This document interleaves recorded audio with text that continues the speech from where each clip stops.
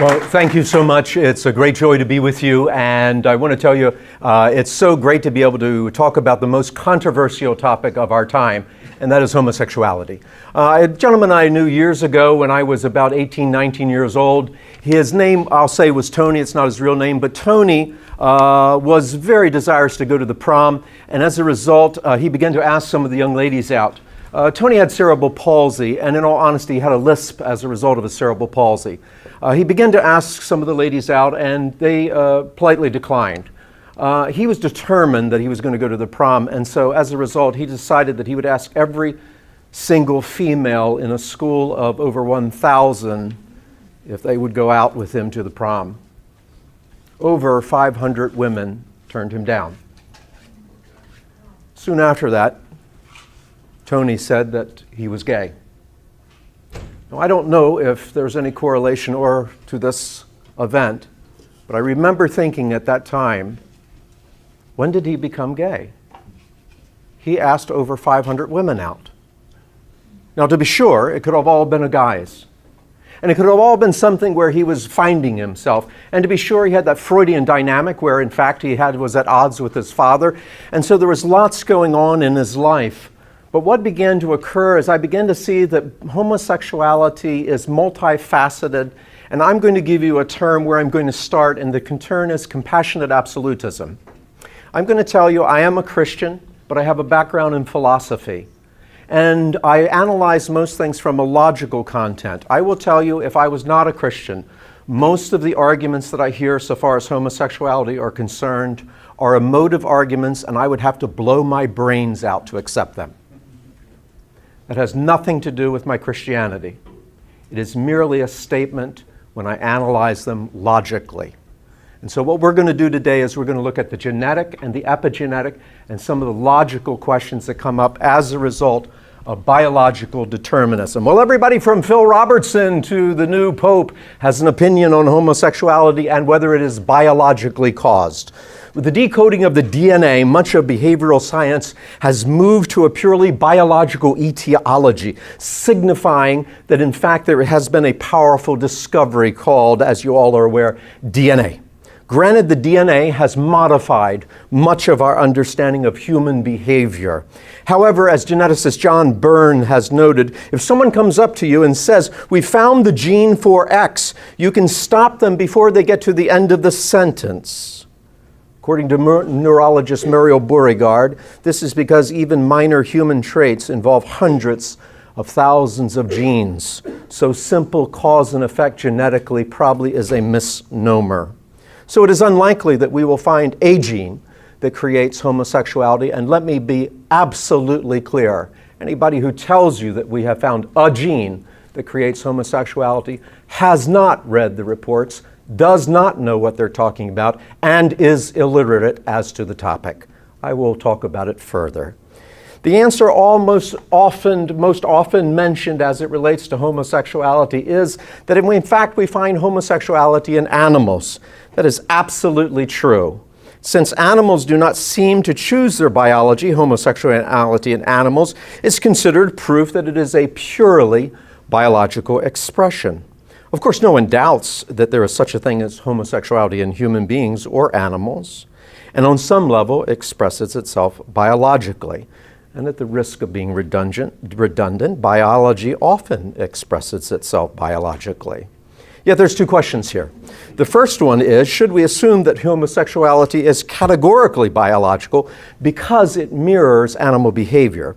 Second, even if there is a biological component, does that eliminate all other paradigms? Let me stop here and say, I want you to think very, very clearly upon the difference between component and causation.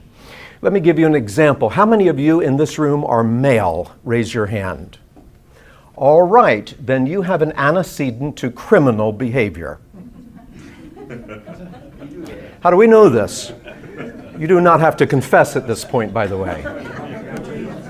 The FBI says there is a biological component to criminal behavior. It's called being male. 90% of all criminals have one biological characteristic. Ladies, do you want to take a guess as to what that is?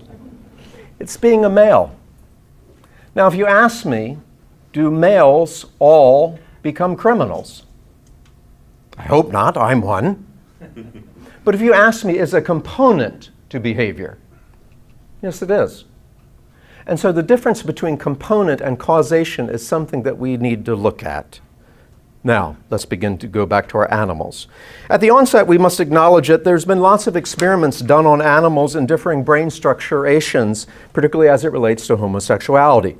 The reason for this is the human brain sometimes mirrors the animal brain. However, as you might well imagine, the human being is much more complex than any other animal's brain. There are similarities to animals' brain, but the similarities are, to make a point, similarities. In other words, neurologically, not all animal behavior translates into human behavior. Perhaps in the area of sexuality, one might be tempted to make an exception, since sexuality is primarily driven by biological instincts. However, saying that sex is primarily driven by procreation is not the same as saying that sex is exclusively driven by procreation. On a moral level, the distinction between animal sexuality and human sexuality becomes much less ambiguous if we look at another biological response called rape. Thornhill and Palmer did a study and created quite a furor over the study because they theorized that rape was an evolutionary biological response that all animals had. Feminists who believed in naturalistic evolution cried foul, but they missed the point. On a purely biological level, rape might be proven to be one of the most likely behaviors if one assumes biological procreation to be one of the strongest evolutionary life forms. For those of you who are not conversant with evolutionary theory, you have to be able to procreate in order to have evolution. It's one of the strongest indicators in evolution. Therefore, rape might be one of the strongest evolutionary factors that we can look at. Since rape is quite normal in the animal kingdom, and by the way, if you wonder about this, all you have to do is look at dogs and cats. Since rape is quite normal in the animal kingdom, to fulminate against rape presupposes that humans either are not animals or that biology is not always destiny. Otherwise, people with high levels of testosterone should be allowed to rape. In this example, evolutionary drive is presupposed to be subject to something greater than its own basis for being. And the case is clear. You must trump biology despite clear and abiding evidence throughout nature. Perhaps it's better to just admit that nature is not the best place to start for ethical theory. All arguments beginning with the assumption of naturalism end quite naturally in a tautology. Second, environmental factors. Environmental factors were considered to be absolutely taboo in this area of research. Anybody who even suggested that there was an environmental factor to homosexuality clearly did not understand homosexuality, since homosexuality is obviously biological. Well, again, somewhat simplistic. Now, let's talk about this. Well, calmer heads have begun to prevail, and if you begin to study environmental aspects, you're no longer called homophobic, at least not in scientific journals. Perhaps on the street you are, and perhaps in church too. Seth Wells noticed that homosexuals who self-report were 4 to 5 times higher in the area called sexual abuse. This figure is in line with previous studies that report high physical abuse rates and lifetime abuse rates of 36% and 49% compared to heterosexual males. New England Journal of Medicine, again, notice I'm not quoting Christianity Today. New England Journal of Medicine reports that the average age of male homosexual intercourse to be 12.7. For those of you who are not good at math, let me explain what that means. That means there's a whole bunch of people that are having anal intercourse prior to 12.7. Those are children. That would be called molestation. Now, we note that there is a high percentage of molestation, 4 to 5 times heterosexuals among the homosexual community. Correlation doesn't necessarily equal cause. What that means is we could have a component to explaining behavior, but not necessarily causative. Why? Because does everybody who is sexually abused become gay? They do not. But we do find that there is a higher correlation. Perhaps the word that we should use is there is a propensity or proclivity. But a more open and shut case of environmental factors has exploded on the scene. And if you are not aware of this information, I hope to blow your mind today. We have 26 studies showing an environmental factor in homosexuality. We've been studying lesbian adoption and male homosexual adoption. And the party line is that it's not actually possible to increase homosexuality because, in fact, homosexuality is something that is purely biological. Get ready to have your mind blown. 26 studies. Not 1, not 2, not 3, not 10, not 15. 26 studies now confirm that, in fact, the incidence of homosexuality among children who are raised by homosexuals is massively more than the common rate. Now, what is the common rate of homosexuality? Just so we're clear on that. New England Journal of Medicine, again, just so that you know I have some good sources, quotes the figure to be 4 to 5%. CDC, Center for Disease Control, says 4%. New England Journal of Medicine says possibly 5% of the people in the United States are gay. Now, something interesting and may explain my friend. Both agree, the CDC and New England Journal of Medicine, on one factor. Of those who self-report to be homosexual, 50% are bisexual, which is interesting in and of itself. If you're going to say exclusively gay, both agree that the figure is actually 2% of the population. Now, I want you to remember this because I thought about entitling my talk today, Homosexuality and Math, because I'm not sure that the people who are either reading the figures are good at math or that they want to understand the math. So let me help you with mathematics. We said that 2 to 4% of the population, maybe 5, self-report as homosexual. Now, it could be argued that perhaps it's a low figure because people don't want to come out of the closet, so to speak. I'm going to say that perhaps years ago that may be true, but I'm not sure that the current environment is contrary to coming out of the closet. Lots of people seem to be doing it. As a matter of fact, I can't find any born-again Christians on sitcoms, but I can find people from homosexuality in sitcoms in pretty much every one. So I'm not sure that there's a negative environment, but even if there is, remember the figure, 5%. Well, what are the figures for people who are raised in a lesbian family? The lowest figure that we can find is 14%. The highest figure is 47%. This indicates, without question, an environmental factor. People who say that homosexuality is only biologically caused have not read the 26 studies.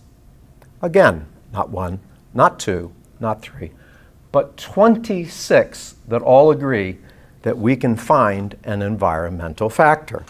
Now, having said that, obviously most of the people who are homosexual do not come from homosexual parents.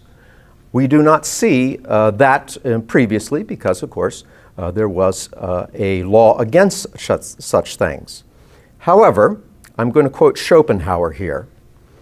All truth passes through 3 stages. First, it is ridiculed. The thought that homosexuality could be something other than biological. What kind of idiot would say that? Second, it is violently opposed. Whoever says that is a homophobic. Third, it is accepted as self-evident. Schopenhauer was being a little bit sarcastic there. Despite clear evidence of some environmental factors to some homosexuality, we cannot say that all homosexuality is caused by environmental factors. So what occurs is we are looking for documentation for biological causation. Now, I do not have a problem at all with looking at this, but I want to alert you something logically. If we are in fact looking for this, I'm going to say looking more for this than anything out there. You must think this through. Logically, if we're looking, that means we haven't found. Does that help? Do you look for your keys if you have them in your hand? Sometimes. That is another area of genetics called dementia.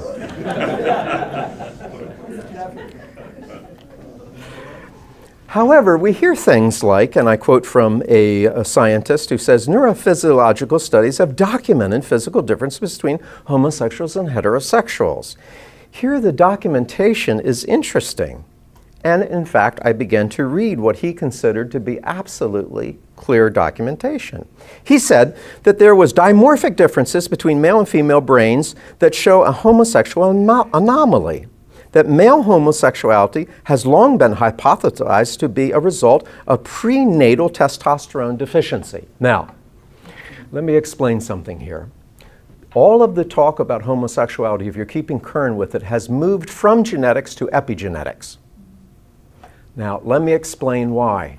Because genetics has blown up and has gone the opposite direction. It is now used against the homosexual argument. Now, many of you thought that there's a gene that creates someone to be gay.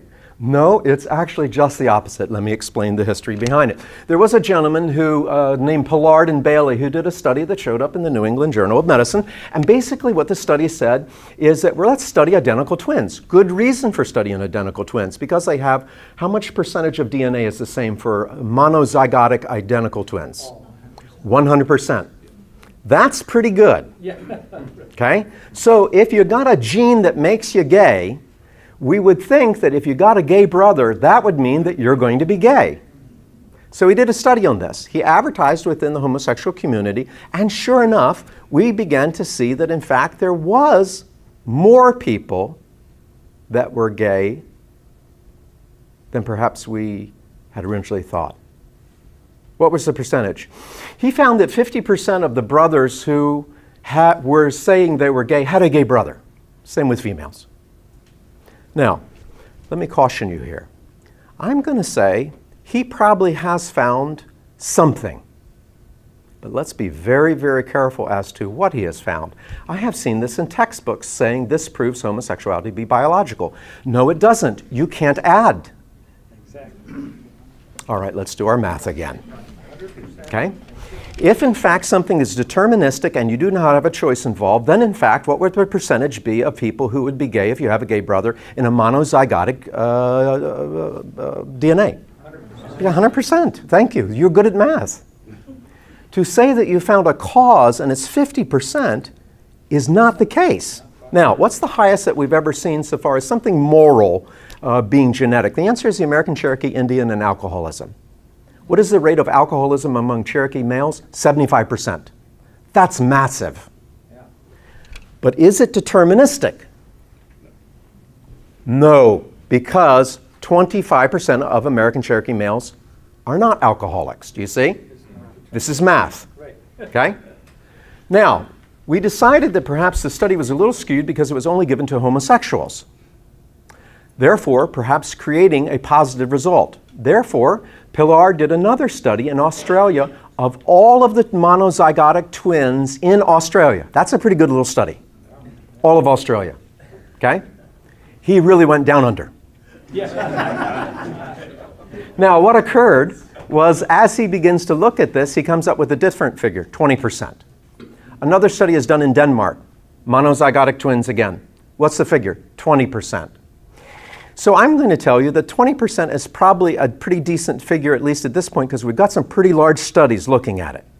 All right, let's do math again. Is 20% higher than 5%? Yes, it is. So I'm going to tell you, I think there probably is something biological going on, but it is not deterministic. Do you understand the distinction I'm making? Okay? I'm going to tell you that every criminal behavior that you can think of, I can probably show you in a biological antecedent. Now here's our problem.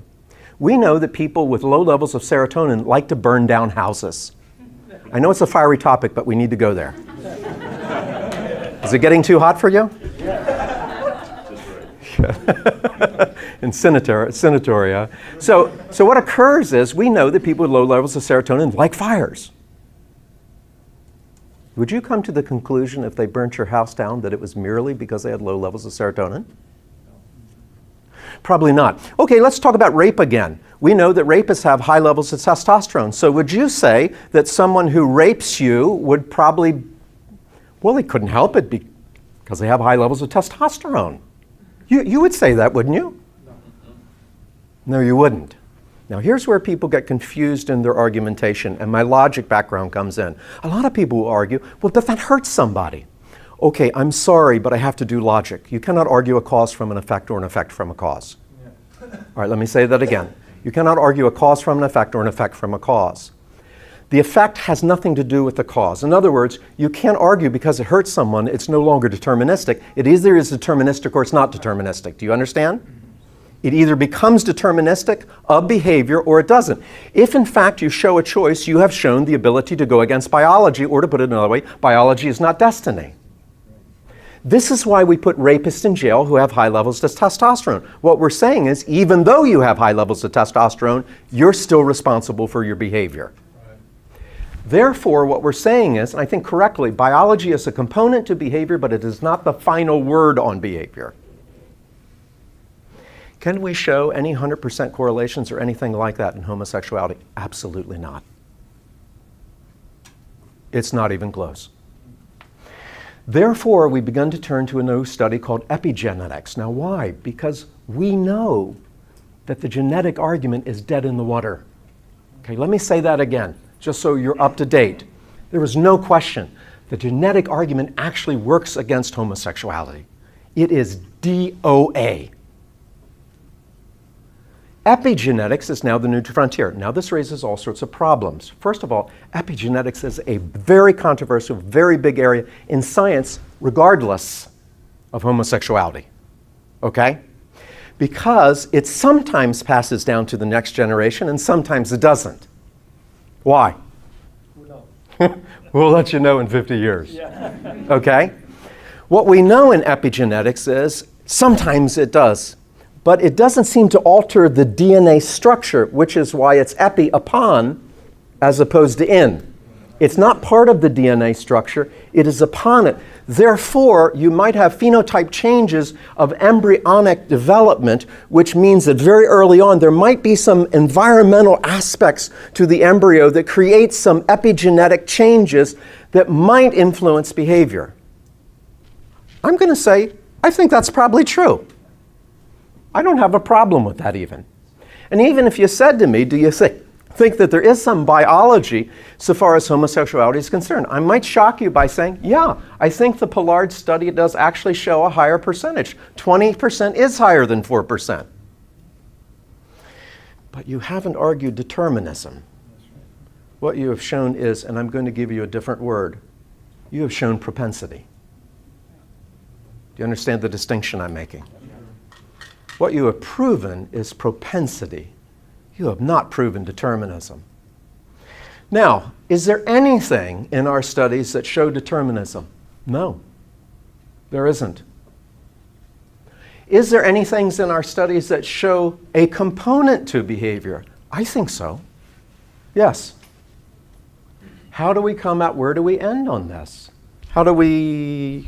I've got 6 minutes, so I don't have to end. How do we analyze this behavior? Like every other human behavior. Let me give you an example. It's not just biology where we find propensity and determinism. If I said to you, if you were raised in Catherine Kuhlman's home, is that me? Yeah, okay. Although she didn't have any children. Or let's see, Billy Graham's home. Are you more likely to become a Christian if you're raised in Billy Graham's home? I'm going to say yes. If you're raised in a crack house, are you more likely to become a crack addict? I'm going to say yes. But here's the flaw. Do all people raised in a crack addict house become crack addicts?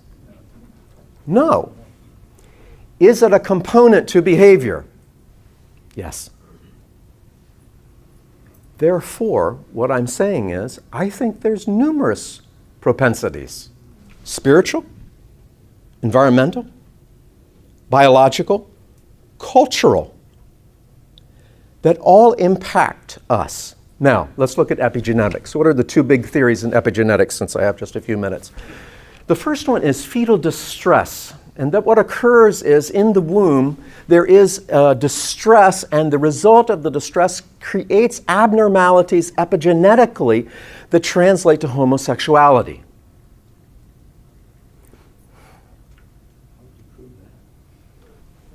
We've disproven it. How? Well, we studied homosexuality in the Netherlands, from the 1943 to 46 period. Anybody know what was going on in the Netherlands during that period? German occupation and famine. So if something's going to create stress in utero, famine would be one of them, wouldn't you think? I would think not eating would create stress. If I keep you here 2 more hours, we could prove it. Maybe 4. And being under Nazi occupation would create a high level of stress. Is there an increased visibility of homosexuality of children born during this era? No, none whatsoever. It's a pretty strong statement against the prenatal stress syndrome. Now we also have what's called the maternal effect. And it was thought that, in fact, that if you have an older sibling and you are a younger brother, what would occur is it creates stress in the womb for the baby. Now, I don't particularly understand why, but that's the theory. The problem with this is only 17% of homosexuals are the middle child that has been studied and has theorized, meaning the other 83% would not qualify. We've also studied finger length, okay? And you may have heard this one. This is a very, very popular one. And this is based upon the idea that, in fact, prenatal epigenetics creates a scenario in which the fingers are differentiated. We found that, in fact, in some males who are homosexual, there is different, and I'm not going to tell you because you're all going to look at your fingers. Okay. Oh my golly, I knew it. Okay. Okay, I know how this works. But here's the problem. It doesn't hold at all for females. So first of all, if you could explain it for male homosexuality, there is no differentiation of finger length for females. It's only for males. So it would only illustrate male homosexuality, not female homosexuality. Other studies have debunked it. Not from that vantage point, but just in the studies themselves. They can't find any correlation. In Austria, we did a study of finger length among homosexuals. It didn't bear out. Where do we end on this? Hairstyles. Are you trying to say something? What was your middle one? I'm sorry. You said field distress, and then the second one was? The maternal effect. Okay, all right, maternal effect. Now, where do we end on this? Well, I'm going to tell you, I think that the Pollard study does show something, but it doesn't show determinism. And I'm going to tell you that I think that the New England Journal of Medicine study on molestation shows something. And I'm going to tell you that the church's response ought to be what I call compassionate absolutism. I would have to be brain dead to believe some of the arguments that are being posed, or I would have had to not read the studies. I hear all sorts of stupid arguments, forgive me, but I'm a logician, and I have this little inner mechanism that goes off when I hear a logical fallacy. And it goes, I don't know if you remember, some of you are old enough to remember Lost in Space and the robot and his arms would wave. That's what happens inside my brain when people do logical fallacies. Logical fallacy about to occur, watch it. And I hear people argue things like, well, Jesus never talked about homosexuality. Okay, logically, this is called the argument from ignorance. Let me give an example as how this works. Jesus never talked about putting cats in microwaves and toasting them. No. So would you therefore argue it's okay to cook cats? I think it's probably a better argument to say that Jesus is a Jew. And since he doesn't argue against it, it's more likely, though not conclusive, that in fact he's going along with the Judaism of his time. I think that's probably a better argument, even though I would say it's inconclusive. Second point I want to make is I hear people say that they have always known that they're different. I don't doubt that. I'm different. I'm very different. You can tell. I don't mind. But difference doesn't mean gay.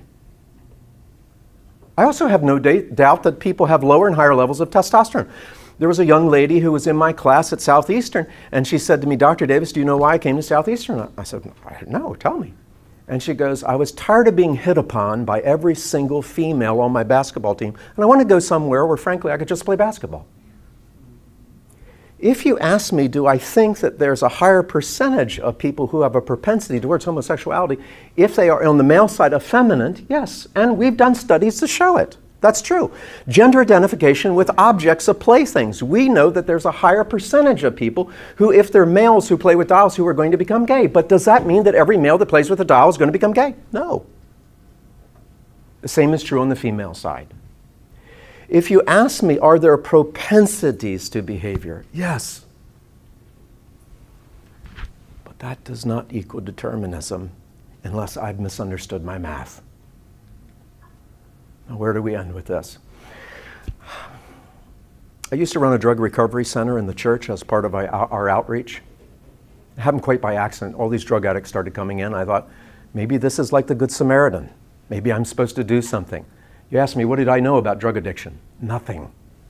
One time one of them asked me, how do you know about drug addiction? I said, I know about sin. I don't really know about sticking a needle in my arm, but I know how sin works. And so we ran a very successful drug recovery center. What began to occur is lots of people from the gay community started coming in. I had no idea there was such a high incidence of drug addiction in the gay community. There is, by the way.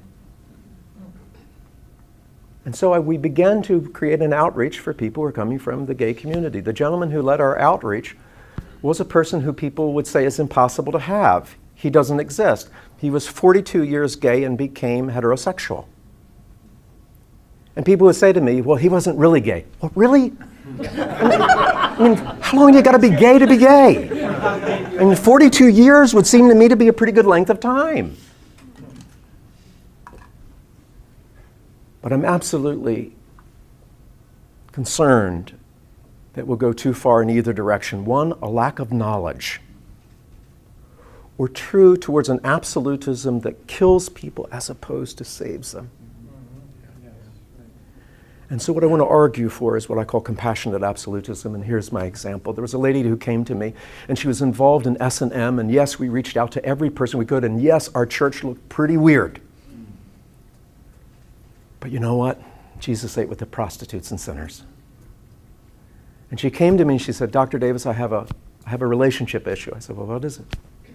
And she said, my lover doesn't want anything to do with me anymore.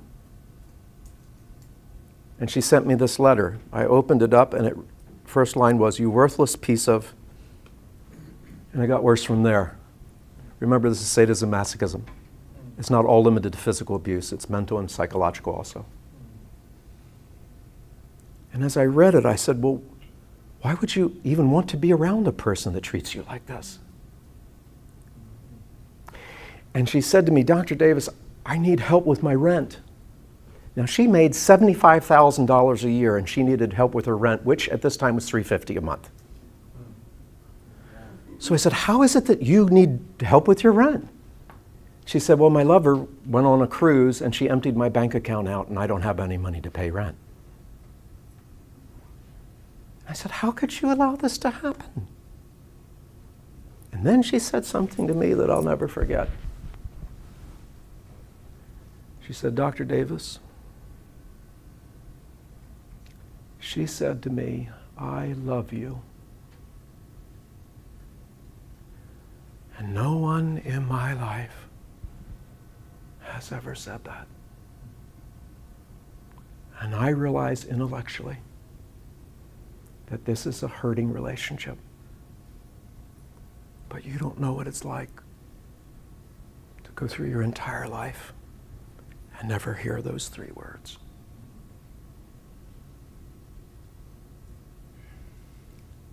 I grabbed her by the hands and she looked at me. And I'll use a different name, Marlene. I said, Marlene, in the name of Christ, I love you. And my promise to you is that I will love you for as long as I live. She took the letter and she ripped it up. And she's no longer involved in the S&M movement. The Son of Man came to heal, to seek and save those that were lost. And so I can tell you, intellectually, determinism has not been found at all. But what I have found is propensity, and I have found hurting people who want someone to tell them, I love you. Well, ladies and gentlemen, I think it's time to open it up for questions. You brought up two interesting points. You said a lot of homosexuals are involved in drug abuse. And our presenter the other night said that there is a physical component to drug abuse. Okay, a component is, I think, is a good word. And we know with alcoholism, there's a very strong component. So is it possible there's a physical component with regard to the homosexuals? Yes, I think there is. Who are in drug abuse? Have we found it, and does it link to drug abuse? The answer is I don't think that that's been studied at all. If there's a study, I'm not aware of that. And the second point is you said that homosexuals who are raising children wind up with a much higher homosexual rate for those. Is there possible because there's abuse? No, I don't think so. And I'm going to say that I think most of the couples, homosexual couples who are raising children, are really doing it for very noble reasons. But molestation is not. I don't really think that that's occurring. I think it is really an environmental factor well, that's an environmental factor too. I think it really is more that there is an arena of exploration. There is an attitude of exploration, and people are encouraged to explore. And I don't think the same encouragement is there from heterosexual parents. As a matter of fact, I would say it's just the opposite for most. I think you almost answered what I was going to say. My twin brothers-in-law are gay, and they were always around my children. Because I have twin children, and they were always around them growing up. And so my daughter, although she's got a boyfriend and the whole bit, but she tends to gravitate toward homosexual men as friends because that's what she's comfortable with. Yeah. So as you grow up, what you're comfortable with, isn't that kind of what you were saying? If you grew up with lesbian parents, then maybe that's where you're comfortable. I think it's more that exploration is allowed and it's not taboo. And so I think that that's probably why there's more of an increase so far as homosexuality is concerned. Yes, sir? Well, that would lead to my question. In the studies of the identical twins, monozygotic,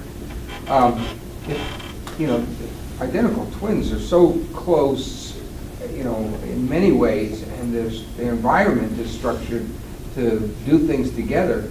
Wouldn't that be an environmental component that would offset some of that 20%? The answer is sure, and here's where it's impossible to know, which is which. And the idea is there's a search for a epigenetic marker.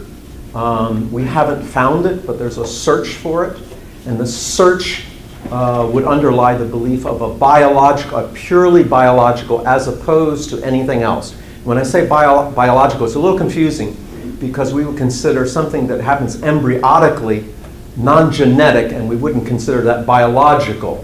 So it's a little confusing. We would call that an environmental factor. Yes, sir. Last night, Dr. Matt Stafford showed up some images on the screen of the brain, and it was showing differences of the brain in the homosexuals from heterosexuals. Clearly presented those brain images as a biological reason to clearly state categorically this biological propensity towards homosexuality, and then it is a proven element. Okay. Do you know, let me comment on that. Yeah. All right. First, let's destroy the myth. Okay. And I'll be happy to talk to Matt about this. The first beginning of this talk came from the Salk study And what occurred is the LeVay study from the Salk Institute. And it found that there were biological differences. Now, I would be interested to know which photographs and where he got them from. Here's why. Because it was printed in I remember reading in the Baltimore Sun on the front page, brain structuration differences prove homosexuality is biological. Well, that was sort of interesting to me because as I read down further, I found that the number of people involved in the study was 41. Now, my first thought was, either these people don't actually understand scientific studies, or they understand them and it's an agenda. Because to do a study based upon 41 people is amazing, and to put it on the front page. Now, what later happened with the Salk study and the brain differentiation and brain structuration, this is why I'd like to know what the photos are, is that all of these brain structurations that were different came from cadavers. Now, why is that interesting? Well, because all of them were done in San Francisco and all of them had died of AIDS. Now, why is this a problem? Well, because the particular region highlighted, did he say which region it was? Is it the hypothalamus? Yes. Is that what you said? Okay. He did mention, he used some from the HIV/AIDS study, and then he said, all of those, and then he mentioned that. Okay, he said- mentioned that was... He did say that there was some statistical, I'm not sure what the word you used, but skewed, it wasn't exactly solid. Yep, yeah. But he did, what Dr. Stanford's point was, and I think it was the same point you're making, is that there is a biological component to homosexual behavior. I'm going to say this. I agree with him, but we haven't found it. Okay? Now, except for the Pollard study. I think that is evidence of a propensity. Now, having said that, what we found was that AIDS increases the hypothalamus region. In other words, all the brains who had an enlarged hypothalamus region were increased because of AIDS. And further to the point, even people who were not homosexual had increased hypothalamus regions. In other words, everybody who dies of AIDS, one of the effects of AIDS is that it increases the hypothalamus region. The result of that is the study was completely discredited. And I saw a retraction of the study in the Baltimore Sun. And I thought it was very nice of them to put the retraction in on page 4. Yeah, exactly. Now, are we looking at brain structurations? Okay, since we're on brain structurations, let's talk a little bit more about this. Yes, absolutely, we're definitely looking at that. And if you ask me, do I believe that there is a biological component to homosexuality? I'm going to say in some cases, yes. Clearly, half the cases, I'm not really sure because they're bisexual. Okay? But if you ask me, is there some biological antecedents? I would say certainly when we're talking about testosterone, like it being increased in females and lower testosterone in males, that probably does have an effect upon the brain. Okay? Now, is it enough to, in fact, create homosexuality? If so, the best that it can do is create a propensity. And notice the distinction I'm making again.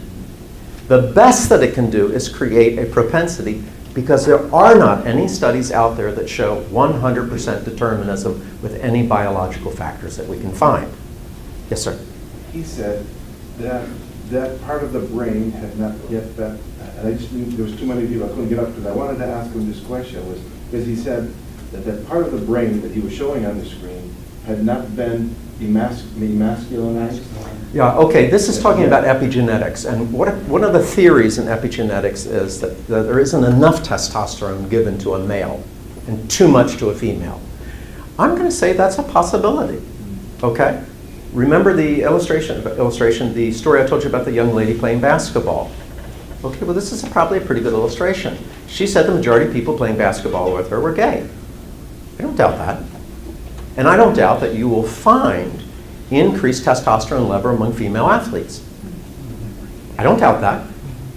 But here's our flaw to all of those ideas. Do all female athletes with high levels of testosterone turn out to be gay? No.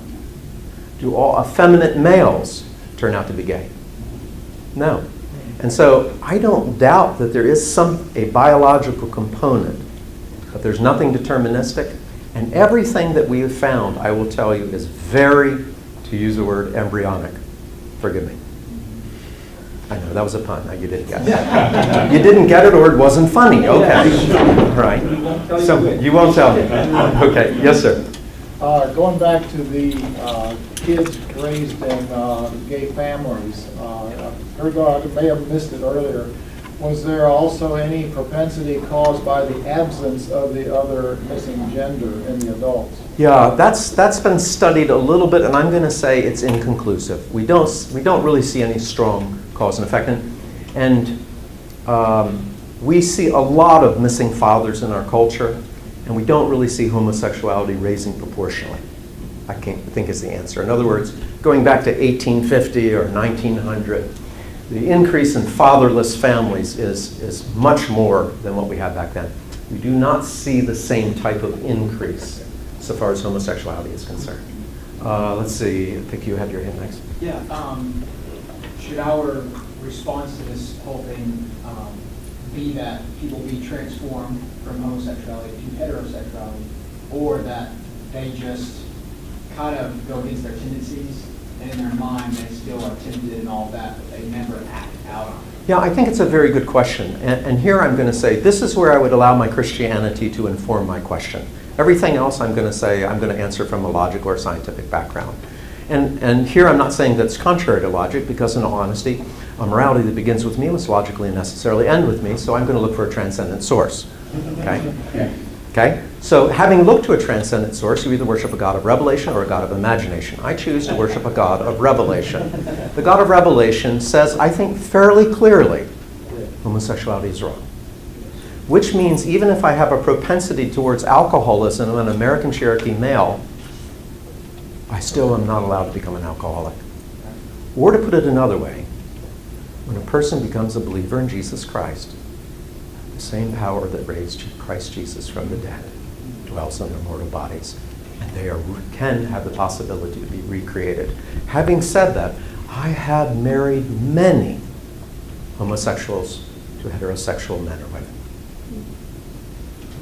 I noticed in the conversation, so it's not exactly on this topic, but the negative health risks seems to be totally evacuated from the discussion in the contemporary culture. Now with the alcoholic Navajo or Cherokee. Obviously that's devastating to them. True. Physically, relationally, culturally, and it seems like we overlook the idea, address the idea of overlooking the idea of the physical cost. There is a physical cost. According to CDC, there's an 800% increase in STDs among the homosexual community. STDs are nasty, okay? One of the things that has occurred, and it's really sort of sad, in spite of all of the warnings about safe sex, there's a couple things you need to know about that. First of all, safe sex isn't as safe as you're maybe led to believe. If used correctly, and we won't even get into what is correct and incorrect use, okay? But if used correctly, there's a 2 to 3% failure rate among condoms. So think this through. 100 times of sex is a 2 to 3% failure rate. Now, having said that, there's an epidemic of young gay men who do not use condoms.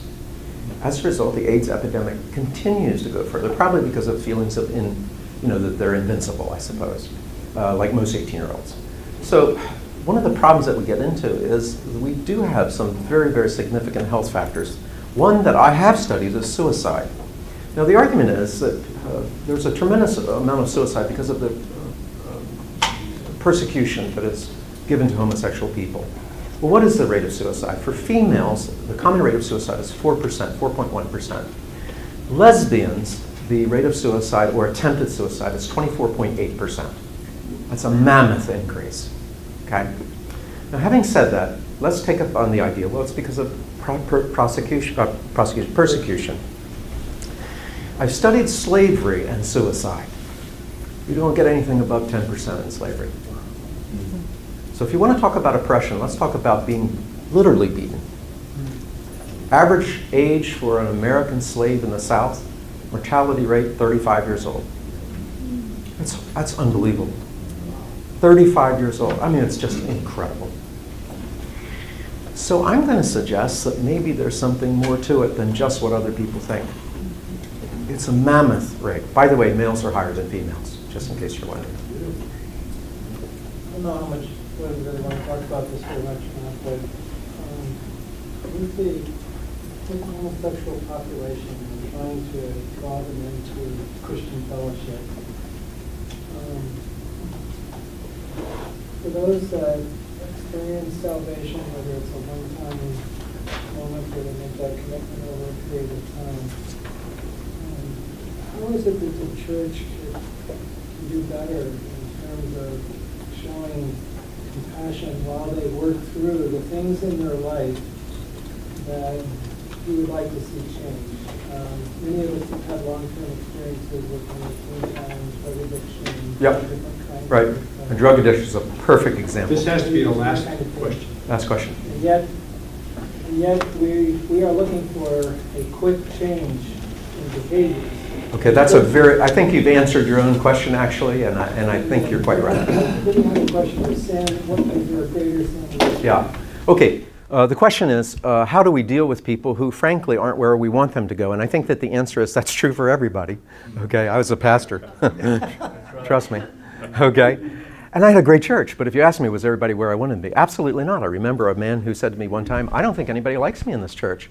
And I said to him, well, no, duh. And he said, I beg your pardon. I said, you are perhaps the rudest person I have ever met in my life. And he said, really? And I said, yeah. And he said, can I meet with you? And I said, sure. And we started every time that we got together with this question, tell me how you were meek this week. So the answer to your question is, as pastors, we have to develop an environment that had the mind of Jesus as it relates to the lost. I haven't come to destroy them. That's why I'm here. I've come to seek and save them. And while I cannot intellectually agree with some of the conclusions that are told me, in other words, that determinism is my only option, because I'm pretty clear I can prove that wrong, I am going to tell you that I love you. And that the fact that you have fallen doesn't make you any different than anybody else as sinners. Amen. Now, your sin is different. But having been saved by grace, I know that but by the grace of God go I. And my only hope, and everybody else's, is that Jesus loves me in spite of all the things that I've done, and that I'm saved solely by His grace. Ladies and gentlemen, thank you very much. Thank you very much.